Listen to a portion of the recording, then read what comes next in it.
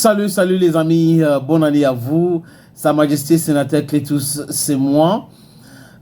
Digne fils d'Afrique, je suis Bamenda, je suis Ekuna, je suis Bakore, je suis Ngui, je suis proudly anglophone et comme je l'ai dit encore, je suis le digne fils d'Afrique. Nous sommes là pour déconstruire les mensonges qui viennent de l'Occident, nous sommes là, les amis, pour diluer leur narratif, nous sommes là pour défendre nos intérêts. Et à chaque fois que on doit analyser un sujet géopolitique, nous devrons l'analyser avec le prisme de l'Africaine que nous sommes, le point de vue de l'Africaine que nous sommes, avec les yeux de l'Africaine que nous sommes. C'est comme ça qu'il faut désormais analyser les choses, parce qu'on a été trompé par les médias mainstream qui ont distillé des mensonges depuis l'Occident. Ils avaient pignon sur rue chez nous. Vous avez comme par exemple Radio Fausse Information ou Radio France Impérialiste, qu'on appelle abusivement RFI. Vous avez aussi Mensonge 24, Macron 24 ou Propagande 24 qu'on appelle France 24. Ils ne sont pas les seuls. En Occident, je cite juste les médias qui ont été créés juste pour ce but-là, pour la destruction des mentalités africaines, pour imposer les stupidités. Et ils font ça de façon brutale, alors que les autres font dans le soft. BBC veut donner les informations, fait semblant d'être équilibré et autres. CNN aussi fait exactement la même chose. Ça, c'est le système anglo-saxon. Pendant que le système français, comme ils étaient ils sont reconnus et connus en ce qui concerne la colonisation du direct rule, c'est le direct. On dit, on brutalise, on fait ceci, on accuse. Et là, c'est en train de se retourner contre eux aujourd'hui, les amis, et on s'en réjouit. On s'en réjouit par rapport à cela. I hope that's the expression in French. Les amis, je vous parle donc des hommes les plus aimés en Afrique en 2024. Nous sommes en 2025. J'espère que je vous ai souhaité bonne et heureuse année 2025. Santé, santé, santé, santé, clairvoyance, lutte pour la souveraineté de l'Afrique, c'est très important. La protection de notre économie, la protection de notre sous-sol, industrialisation de l'Afrique, les indépendances dans beaucoup de domaines, c'est ce que nous voulons. Et 2025, c'est une année qui peut nous voir comme ça, nous libérer définitivement.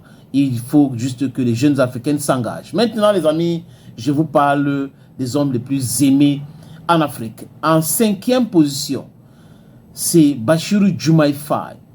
Il faut dire que Bassirou Diomaye Faye n'était pas pressenti pour être président du Sénégal.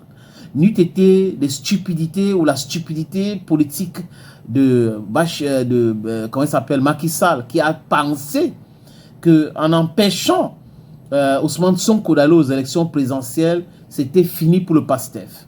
Mais il n'avait pas su qu'il y avait un autre candidat qui pouvait remplacer valablement Ousmane Sonko.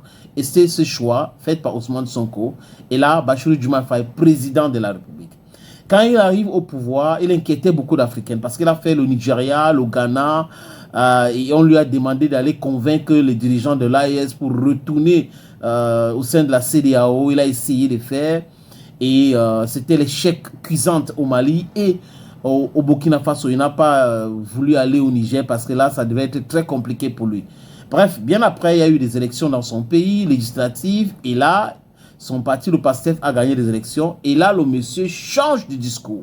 Et là, on commence à comprendre que, ok, c'était sa stratégie. Et là, il est dans la 5e position.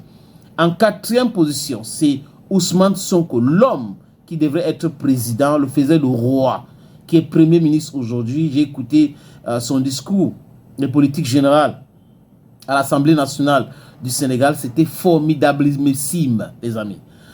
Et il a répondu à toutes les questions avec toute la quiétude, le calme qu'on le connaît.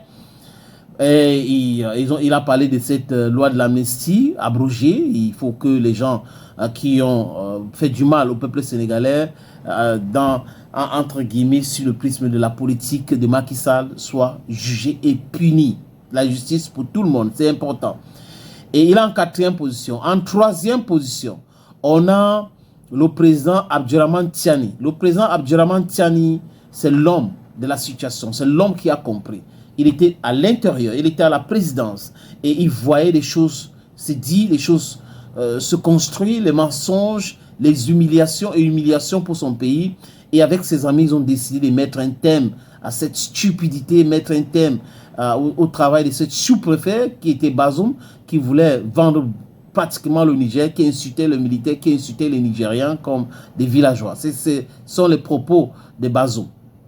Il a accordé une interview sur la chaîne nationale de son pays, RTN, où il a dit des choses. Il a accusé le Bénin de Patrice Talon, il a accusé vertement la Côte d'Ivoire et la France de former des rebelles pour pouvoir déstabiliser le Sahel, le Niger et l'AES, clairement. Et boum, vous avez vu l'homme qui devrait être peut-être l'homme le plus détesté de l'Afrique, Alassane Dramane Ouattara, qui a dit oui, ce janvier-là, on va mettre un terme, fin des bases militaires françaises en Côte d'Ivoire. C'est du pipeau.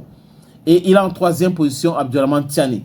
En deuxième position, c'est Assimi Goïta, le président malien. Il a été 2 fois successives l'homme le plus aimé d'Afrique parce qu'il a eu le courage quand même. Ce truc-là a commencé par lui. Et ça a commencé par le Mali. Les Maliens ont compris ce truc-là. Les Maliens se sont dit trêve de manipulation, enough is enough. Et ils ont pris le courage à 2 mains, dit stop à la France, chasser les militaires français, chasser les Nations Unies avec leur MINUSMA. Et c'était une bonne chose. Et les Africains ont commencé à l'aimer. Au début, c'était compliqué, mais après, les Africains ont compris le pourquoi et le comment il faut faire pour soutenir Assimi Goïta. C'est pour cette raison qu'il est là et il stand tall. Et on a écouté son discours de fin d'année. C'est un discours de vérité, un discours clair. Assimi Goïta est donc deuxième homme le plus aimé d'Afrique, deuxième homme politique le plus aimé d'Afrique. Et en première position, les amis, on a Ibrahim Traoré.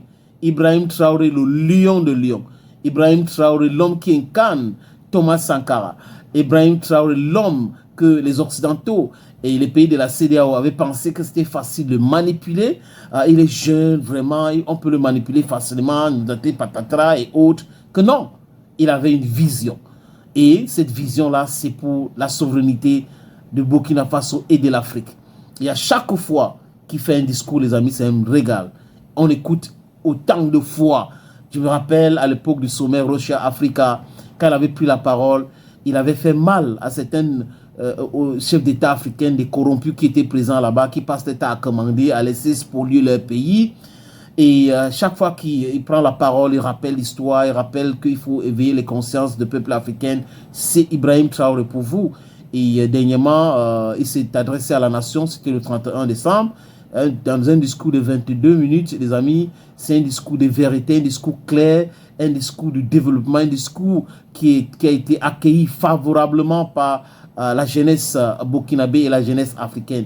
Il est l'homme qui est aimé par la diaspora, il est l'homme qui est aimé partout en Afrique, il est l'homme qui est aimé par les Afro-Américains aussi. Donc, Ibrahim Traoré, c'est l'homme le plus aimé ou le politicien le plus aimé d'Afrique aujourd'hui. Donc, en 2024, c'est lui l'homme, les amis.